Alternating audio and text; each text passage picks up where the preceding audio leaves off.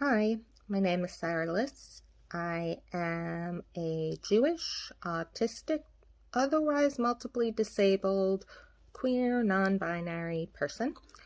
When you're the person at an intersection of multiple oppressed identities, you tend to be wary of outsiders to your group, not just outsiders to one or two of your identities, but generally to all of them.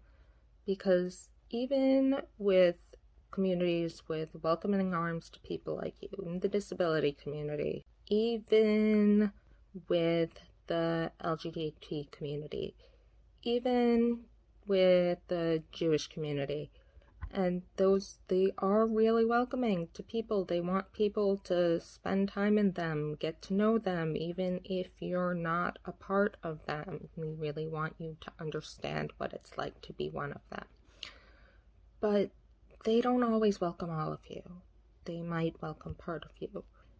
It's hard to have a developmental disability or a psych disability, and even worse, both be at risk of institutionalization when you know that people with physical disabilities aren't always going to back you up, even if they'd protest their own institutionalization, because you might have the wrong kind of disability. And that makes you wary. That makes you insular. My identity is very meaningful to me.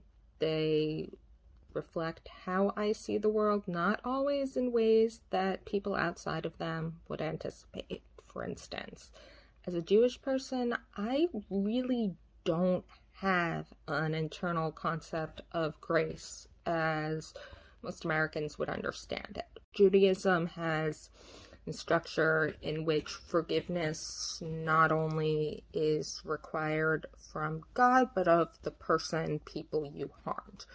You aren't owed forgiveness.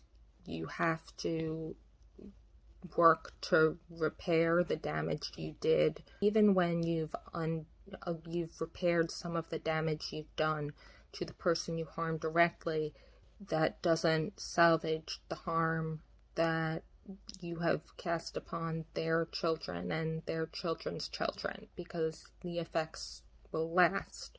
You can't undo the past. So in that sense, it might sometimes seem like I am much less willing to let things go from a service provider who's made errors in the past, if just because they're sorry for them. That's not going to cut it. I need to see proof of improvement. I need not only to see you trying to understand, but doing better. Because if you're not doing better, that's not a commitment.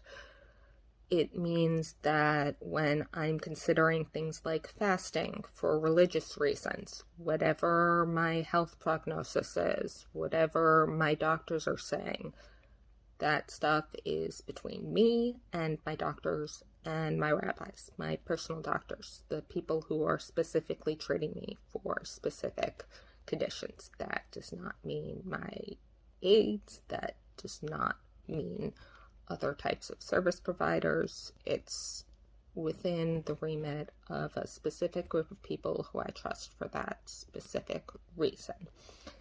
And sometimes I may want to talk about it, but I'm not necessarily going to trust a stranger or even people I know really well with those things.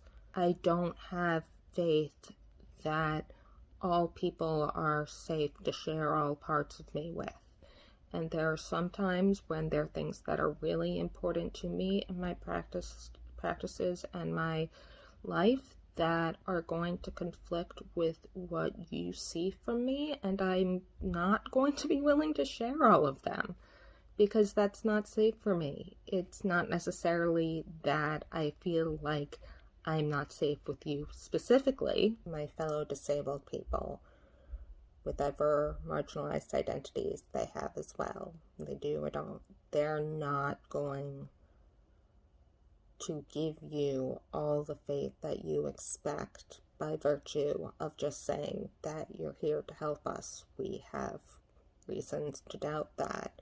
We have reasons to doubt that your version of help is the kind of help that we need or help as we understand it. And that's not necessarily an insult to you. That's not something that you should take personally. You're a member of so many marginalized groups. The thing is that we can say with certainty, yeah, you don't understand everything about us because there's no way you could. And you need to be conscious of that.